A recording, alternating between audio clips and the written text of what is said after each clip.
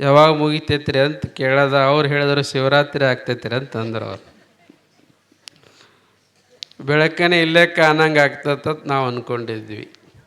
ಆದ್ರೆ ಬರಾಗ ಒಂದು ದಾರಿಯಲ್ಲಿ ಒಂದು ವಿಚಿತ್ರ ಕಂಡ್ವಿ. ನಮಗೇನಾಯ್ತಂದ್ರೆ, ಒಬ್ಬ ತಾಯಿ ಸಾಯಂಕಾಲ ಸಮಯದಲ್ಲಿ ಹೊಸ್ತಲಾ ಪೂಜೆಯನ್ನು ಮಾಡಿ ಮನೆ ಮುಂದ್ಗಡೆ ಒಂದು ಎಮ್ಮಿ ಪೂಜೆ ಮಾಡ್ಲಕತ್ತಿದ್ಲಕ್ಕಿ. ನಾವಂದಿವಿ, ತಾಯಿ ಯಾಕೋ ಎಮ್ಮಿ ಪೂಜೆ ಮಾಡಕತ್ತಾಳ, ಮನ್ಯಾಗ ಆಕಳ ಗಿಕ್ಳ ಅದಾವ ಇಲ್ಲೋ ಅಂದ.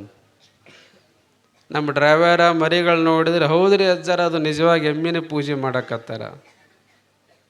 ಏನು ಸರಿಯಾಗಿ ಆಕಿಗೆ ಯಾರು ಹೇಳ್ಯಾರೋ ಗೊತ್ತಿಲ್ಲ, ಎಮ್ಮಿ ಯಾಕೆ ಪೂಜೆ ಮಾಡಬೇಕು, ನಮ್ಮ ಪರಂಪರೆ ಗೋ ಪೂಜೆ ಮಾಡ್ಬೇಕಲ್ಲ ಅಂತ ಹೇಳಿ ಗಾಡಿ ತರಬಿಸಿ ಆ ತಾಯಿ ಮನೆಗೆ ಹೋದೆ ನಾವು. ತಾಯಿ ಮನೆಗೆ ಹೋದ ಮೇಲೆ ದನದ ಹಿಂದ್ಗಡೆ ಹಿತ್ತಲದಾಗ ಒಂದು 10 ಆಕಳದಾವ. 10 ಆಕಳಿದ್ರೂ ಎಮ್ಮಿ ಪೂಜೆ ಮಾಡ್ಲಕ್ಕತ್ತಾಳಲ್ಲ, ಯಾಕವ? ನಮ್ಮ ಪರಂಪರೆ, ನಮ್ಮ ಸಂಸ್ಕೃತಿ ಹೇಳೋದೇನಂದ್ರೆ, ಆಕಳು ಪೂಜೆ ಮಾಡಂತ ಹೇಳ್ತಾರೆ, ನೀನೇನು ಎಮ್ಮಿ ಪೂಜೆ ಮಾಡ್ಲಕ್ಕತ್ತೀಯಲ್ಲ. ಆ ತಾಯಿ ಅಂದ್ಲು, ಹೌದ್ರಿ ಅಜ್ಜಾರ, ಹೇಳೋದು ಕರೆನೇ ಐತಿ, ಆದರೂ ಒಂದು ಪವಾಡ ಆಗೈತಿ, ನಿಮಗೆ ಗೊತ್ತೈತಿಲ್ಲೋ. ಏನಂದ್ರೆ, ಮದುವೆ ಆಗಿ ಬಂದು 1 ವರ್ಷ ಆಯಿತು, ನಮ್ಮ ಅತ್ತೆ ಭಾಳ ಕಾಟ ಕೊಡ್ಲಕತ್ತಿದ್ಲು. ಎಷ್ಟು ಕಾಟ ಕೊಡ್ತಾಳಂದ್ರೆ, ಪರಮಾತ್ಮ ಬೇಗನೆ ಕರ್ಕು ಅಂತ ಎಲ್ಲ ದೇವರಿಗೆ ಬಡ್ಕೊಂಡಿನಿ, ಯಾವುದೂ ಕೆಲಸ ಆಗಲಿಲ್ಲ. ಎಲ್ಲ ಗುಡಿಗೆ ಹರಿಕೆ ಹೊತ್ತೀನಿ, ಯಾವುದೂ ಕೆಲಸ ಆಗಲಿಲ್ಲ. ಎಲ್ಲ ಗುರುಗಳು ಏನೆಲ್ಲ ಮಾಡಿದ್ರೂ ಕೈಲಾಸ ಟಿಕೆಟ್ ಸಿಗಲಿಲ್ಲ. ಎಮ್ಮಿ ಮನ್ಯಾಗ 3 ತಿಂಗಳು ತಂದೀವಿ, ಅತ್ತೆ ಹಾಲಿಂಡಾಗ ಒಂದು ಜಾಡಿಸಿ ಹೋದ್ರೆ ಕೈಲಾಸ ಟಿಕೆಟ್ ತೊಗೊಂಡು ಅದಕ್ಕೆ ಎಮ್ಮಿ ಪೂಜೆ ಮಾಡ್ಲಿಕ್ಕತ್ತಂತ ಹೇಳಿದ್ದಂತ. ಅಂತಹ ಜನರಿಗೆ ಮನಸ್ಸಿನ ಭಾವನೆಗಳನ್ನು ಬದಲಾವಣೆ ಮಾಡಿ ದೇವರು, ಪರಂಪರೆ, ಸಂಸ್ಕೃತಿ ಅಂತಕ್ಕಂತಹ ತೋರಿಸ್ತಕ್ಕಂಥ ಒಂದು ಮಠ ಯಾವುದಾದ್ರೂ ಇದ್ದರೆ ಅದು ನಮ್ಮ ರುದ್ರಮುನೀಶ್ವರ ಮಠ. ರುದ್ರಮುನೀಶ್ವರ ಮಠ ಅಂತಕ್ಕಂತಹ ಮಾತು. ಈ ಕಾರ್ಯಕ್ರಮವನ್ನು ನೋಡಿದಾಗ, ಈ ಕಾರ್ಯಕ್ರಮ ಪೂರ್ವದಲ್ಲಿ ನಮ್ಮ ಶ್ರೀಮಠದ ಕಾರ್ಯಕ್ರಮಕ್ಕೆ ಇವರ ಆಮಂತ್ರಣ ಆಗಿತ್ತು. ಈ ಪಟ್ಟಾಧಿಕಾರ ಮಹೋತ್ಸವ ಇರುವ ಸಲುವಾಗಿ ನಾವು ಆ ಕಾರ್ಯಕ್ರಮನೇ ಕ್ಯಾನ್ಸಲ್ ಮಾಡ್ಕೊಂಡ್ಬಿಟ್ಟು, ನಾವು ಒಂದು ಪಟ್ಟಾಧಿಕಾರ ಸುಸೂತ್ರವಾಗಿ ನಡೀತಿತ್ತಂದರೆ ನಮ್ಮ ಮಠದಕ್ಕಿಂತ ಈ ಮಠದ ಬೆಳಕು ದೊಡ್ಡದು ಅಂತ ಹೇಳಿ ಶಾಸ್ತ್ರಿಗಳವರನ್ನು ಈ ಕಾರ್ಯಕ್ರಮಕ್ಕೆ ಕೊಟ್ಟಿವಿ. ಈ ಕಾರ್ಯಕ್ರಮವನ್ನು ಬಂದು ನೋಡಿದಾಗ, ಪುರಾಣಗಳು ಅಂದಾಗ, ಪ್ರವಚನಗಳು ಅಂದಾಗ, ಮನೆಯಾಗಿರ್ತಕ್ಕಂತಹ ಧಾರಾವಾಹಿಗಳಿಗೆ ಮುಂದೆ ಕೂತ್ಕೊಂಡು ನೋಡೋರು ಭಾಳ, ಎಲ್ಲ ಮುಗಿದ ಮೇಲೆ ಆಮೇಲೆ ಬರೋರು ಭಾಳ. ಆದರೆ ಇಲ್ಲಿ ಬಂದ ಮೇಲೆ ನಮಗೆ ಅನ್ನಿಸ್ತದ, ಧಾರಾವಾಹಿ ಪುರಾಣ ನೋಡ್ತಕ್ಕಂತಹ ತಾಯಂದರೆಲ್ಲ ಸಾಕ್ಷಾತ್ ಬಂದವರು ನೀವೆಲ್ಲ ಯಾವ ರೀತಿ ಅದರಂದ್ರೆ ಗುಡ್ಡಾಪುರದ ದಾನಮ್ಮ ದೇವಿಯಾಗಿ ಈ ಜಾಗದಲ್ಲಿ ಕೂತೀರಿ ಅಂತಕ್ಕಂತಹ ಮಾತು. ಶ್ರೀಮಠದ ಭವಿಷ್ಯವನ್ನು ನೋಡಿದಾಗ, ಇದು ಶ್ರೀಮದ್ ರಂಭಾಪುರಿ ಶಾಖಾ ಮಠ. ಸುಮಾರು ವರ್ಷಗಳ ಆದ ಮೇಲೆ ಈ ಮಠಕ್ಕೆ ಒಬ್ಬ ಪೂಜ್ಯರು ಬರಬೇಕಾಗಿರ್ತಕ್ಕಂಥದ್ದಿದ್ರೆ, ನೀವೆಲ್ಲ ಭಕ್ತರು ಎಂತಹ ಪುಣ್ಯ ಮಾಡಿದ್ರೆ ಅಂದ್ರೆ 2-3 ಜನ್ಮದ ಪುಣ್ಯದ ಸಂಕೇತವಾಗಿ ನಿಮಗೆ ಯಾರು ಸಿಕ್ಕ್ಯಾರಂದ್ರೆ ಪರಮ ಪೂಜ್ಯ ದಾನಯ್ಯ ದೇವರು ಸಿಕ್ಕಿದ್ದಾರೆ ಅಂತಕ್ಕಂತಹ ಮಾತು. ಅದರಲ್ಲಿಯೂ ಬಹಳ ವಿಶೇಷವಾಗಿ ಈ ಮಠದ ವ್ಯವಸ್ಥೆಯನ್ನು ನೋಡಿದಾಗ, ಸ್ವಾಮಿಗಳು ಬಂದ ಮೇಲೆ ಎಲ್ಲ ವ್ಯವಸ್ಥೆ ಮಾಡೋದು ಬಹಳ ಮಠಗಳಲ್ಲಿ ನೋಡೀವಿ. ಸ್ವಾಮಿಗಳ ಮೇಲೆ ಬಂದ ಮೇಲೆ ಅದನ್ನು ತಂದು ಕೊಡಬೇಕು, ಇದನ್ನು ತಂದು ಕೊಡಬೇಕಂತ ಅನ್ನೋರು ಇರ್ತಾರೆ. ಪಟ್ಟಾಧಿಕಾರ ಆದಮೇಲೆ ಹೊಳ್ಳಿ ನೋಡೋರೇ ಇರಂಗಿಲ್ಲ. ಬಹಳ ಕಡೆ ನಾವು ನೋಡಿದ್ದೀವಿ.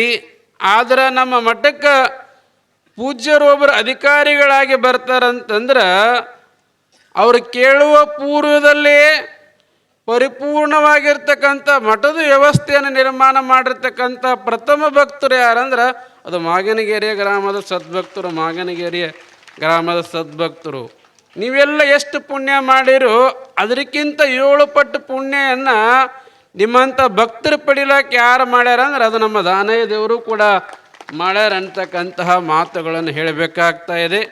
ಇವತ್ತು ಧರ್ಮ ಸಂಸ್ಕೃತಿ ಪರಂಪರೆಯನ್ನು ಉಳಿಬೇಕಾಗಿರ್ತಕ್ಕಂತಹದ್ದಿದ್ದರೆ ಇವತ್ತು ಮಠ ಮಂದಿರಗಳ ಅವಶ್ಯಕತೆ ಭಾಳ ಅದ. ಇವತ್ತು ಎಷ್ಟೋ ಜನ ಶಿಕ್ಷಣವನ್ನು ಕಲ್ತಿರ್ತಕ್ಕಂಥವ್ರು, ಇವತ್ತೆಷ್ಟೋ ಜನ ಓದಿರ್ತಕ್ಕಂಥವ್ರು, ವಿದ್ಯಾವಂತರು ಇವತ್ತು ನಿತ್ಯವೂ ಕೂಡ ನೋಡಿದಾಗ ನಮ್ಮ ಸಂಸ್ಕೃತಿ ಪರಂಪರೆಯನ್ನು ದಾರಿ ತಪ್ಪಿ ಹೋಗ್ತಕ್ಕಂತಹದನ್ನು ಕಾಣ್ತಾ ಇದ್ದೀವಿ. ಇವತ್ತು ಶಿಕ್ಷಣ ಸಂಸ್ಥೆಗಳು ಬಹಳ ಬೆಳೆದ್ರೂ ಕೂಡ ಅದರಷ್ಟೇ ವೃದ್ಧಾಶ್ರಮಗಳೂ ಕೂಡ ಬೆಳೆದಿದ್ದಾವೆ. ವೃದ್ಧಾಶ್ರಮಗಳು ಬೆಳೆದಿದ್ದಾವಂತಂದ್ರೆ ಓದಿರ್ತಕ್ಕಂಥವರೇ ಎಷ್ಟೋ ಜನ ಅವರನ್ನು ವೃದ್ಧಾಶ್ರಮಕ್ಕೆ ಕಳಿಸ್ತಕ್ಕಂಥದ್ದನ್ನು ಕಾಣ್ತಾ ಇದ್ದೀವಿ. ದುಡಿತಕ್ಕಂತಹ ರೈತನಾದವನು ಯಾವತ್ತೂ ಕೂಡ ತಂದೆ ತಾಯಿಗಳ ವೃದ್ಧಾಶ್ರಮಕ್ಕೆ ಕಳಿಸೇ ಇಲ್ಲ. ನಮ್ಮ ಮಕ್ಕಳಿಗೆ ಶಿಕ್ಷಣವನ್ನು ಎಷ್ಟು ಕೊಡ್ತೀವಿ ಅದಕ್ಕಿಂತ ಮುಖ್ಯವಾಗಿ ಸಂಸ್ಕಾರ ಸಂಸ್ಕೃತಿಯನ್ನು ಕೊಡ್ತಕ್ಕಂತಹ ಕೆಲಸವನ್ನು ಇವತ್ತಿನ ನಾವೆಲ್ಲರೂ ಕೂಡ ಮಾಡಬೇಕಾಗಿರ್ತಕ್ಕಂಥದ್ದಿದೆ. ಇವತ್ತು ಶ್ರೀಮಠದ ರುದ್ರಮುನೀಶ್ವರರು ಪಡೆದಯ್ಯನವರು ಯಾರೂ ಕೂಡ ನೋಡಿರ್ತಕ್ಕಂಥವ್ರು ಇಲ್ಲಿ ಬಹಳ ಜನ ಇಲ್ಲಂತ ಅನ್ನಿಸ್ತದೆ. ಅವರ ಪವಾಡಗಳು, ಅವರು ಮಾಡಿರ್ತಕ್ಕಂತಹ ಪೂಜೆಗಳನ್ನು ಕೇಳಿದವರೇನೆಲ್ಲ ಅದಿರಲ್ಲ, ಆ ಪೂಜೆಯ ಫಲ ಸಾಕ್ಷಾತ್ ರುದ್ರಮುನೀಶ್ವರರಾಗಿ ಯಾರು ನಿಮ್ಮ ಮಠಕ್ಕೆ ಬಂದಿದ್ದಾರೆ ಅಂದರೆ ಪೂಜ್ಯರಾಗಿರ್ತಕ್ಕಂತಹ ದಾನಯ್ಯ ದೇವರು ಬಂದಿದ್ದಾರೆ ಅಂತಕ್ಕಂತಹ ಮಾತುಗಳನ್ನು ಹೇಳಬೇಕಾಗ್ತಾ ಇದೆ. ಸುಮಾರು ಅವರು ರಂಭಾಪುರಿ ಪೀಠದಲ್ಲಿ ಕಲಿತಕ್ಕಂತಹ ಸಮಯದಲ್ಲಿ ಜಗದ್ಗುರುಗಳವರ ಬಹಳ ಪ್ರೀತಿಯ ಪಾತ್ರರಾಗಿರ್ತಕ್ಕಂತಹ ಬಹಳ ಜನ ಸ್ವಾಮೀಜಿಯವರು ಅದಾರ. ಆದರೆ ಎಲ್ಲರಿಗೂ ಕೂಡ ಹೃದಯದಲ್ಲಿ ಜಾಗ ಕೊಡೋದು ಭಾಳ ಕಷ್ಟ. ಆದರೆ ನಿಮ್ಮ ದಾನಯ್ಯ ದೇವರು ಹೆಂಗಂತಂದ್ರೆ ಪ್ರೀತಿ ಪಾತ್ರ ಆಗುವುದ ಜೊತೆಯಲ್ಲಿ ಕೂಡ ರಂಭಾಪುರಿಗಳ ಹೃದಯದಲ್ಲಿರ್ತಕ್ಕಂಥ ಒಬ್ಬ ಸ್ವಾಮಿಗಳಂದ್ರೆ ಅದು ದಾನಯ್ಯ ದೇವರು ಅಂತಕ್ಕಂತಹ ಮಾತು. ಸುಮಾರು ಮೈಸೂರು ಭಾಗ, ಶಿವಮೊಗ್ಗ ಭಾಗ, ಮಂಡ್ಯ ಭಾಗ 500-600 ಎಕರೆ ಭೂಮಿ ಉಳಿತಕ್ಕಂತಹ ಮಠಗಳನ್ನು ಪೂಜ್ಯರಿಗೆ ಆಮಂತ್ರಣವಾಗಿ ಬಂದು ಮೈಸೂರು ಭಾಗದಲ್ಲಿ ಕರ್ಪೂರವಳ್ಳಿ ಅಂತಕ್ಕಂಥ ಬಹಳ ದೊಡ್ಡ ಸಂಸ್ಥಾನ ಮಠ, ಅವರು ಪೂಜ್ಯರು ಇವರನ್ನೇ ಮಾಡ್ಕೋಬೇಕಂತ ಅವರು ಭಾಳ ಹಠ. ಅವ್ರು ಎಷ್ಟು ಹಠವನ್ನು ಮಾಡಿದ್ರಂದ್ರೆ ಕೊನೆಯ ಅಂತ್ಯಕಾಲದವರೆಗೂ ಕೂಡ ಇವರ ಹೆಸರ ಮೇಲೆ ಒಂದು ವಿಲುಪತ್ರವನ್ನು ಬರೀಬೇಕಂತ ಮಾಡಿ ಇವರನ್ನೇ ನೇಮಕ ಮಾಡಬೇಕಂತಿತ್ತು. ಆದರೆ ದಾನಯ್ಯ ದೇವರು ಒಂದು ವಿಚಾರವನ್ನು ಮಾಡ್ತಾರೆ. ಏನು ವಿಚಾರ ಅಂದ್ರೆ ಮಠ ಶ್ರೀಮಂತ ಆಗಿರೋದು ದೊಡ್ಡದಲ್ಲ, ಮಠ ಶ್ರೀಮಂತ ಆಗಿರೋದು ದೊಡ್ಡದಲ್ಲ, ಆದರೆ ಮಠ ಬಡತನ ಇದ್ರೂ ಕೂಡ ಭಕ್ತರು ಶ್ರೀಮಂತರಂತ ತಿಳ್ಕೊಂಡು ಈ ಮಠಕ್ಕೆ ಬಂದವರು ನಮ್ಮ ದಾನಯ್ಯ ದೇವರು ಅಂತಕ್ಕಂತಹ ಮಾತು.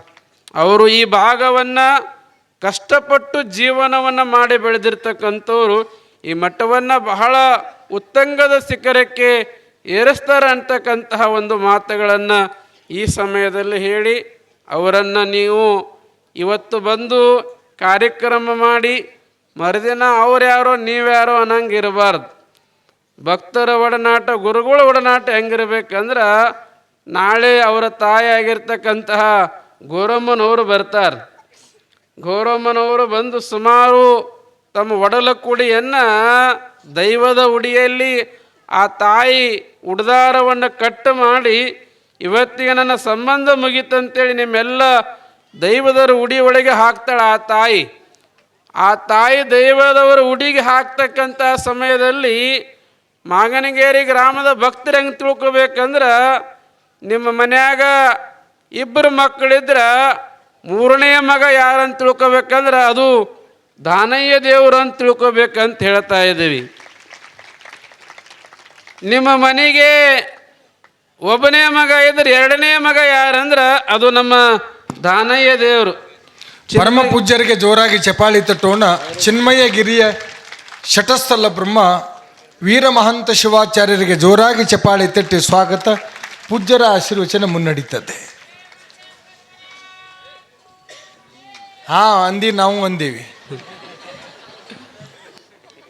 ಯಾವ ರೀತಿಯಾಗಿ ನಿಮ್ಮ ಮನೆಗೆ ಮಕ್ಕಳಿಲ್ಲ ಅಂತ ನಿಮ್ಮ ಚೊಚ್ಚಲ ಮಗನಾಗಿ ಯಾರು ಕಾಣಬೇಕಂದ್ರೆ ಅದು ದಾನಯ್ಯ ದೇವರನ್ನು ಕಾಣಬೇಕು ಅಂತಕ್ಕಂತಹ ಮಾತುಗಳನ್ನು ಈ ಸಮಯದಲ್ಲಿ ಹೇಳಿ ಇವತ್ತು ಈ ಕಾರ್ಯಕ್ರಮವನ್ನು ನೋಡಿ ನಮಗೆ ಬಹಳ ಸಂತೋಷ ತೃಪ್ತಿ ಆಗಿರ್ತಕ್ಕಂಥದ್ದು.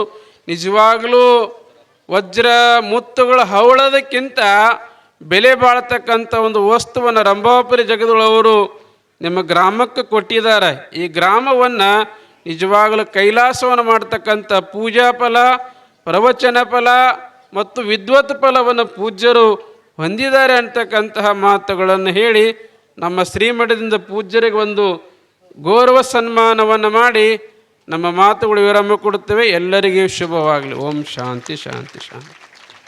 ಆಶೀರ್ವಚನ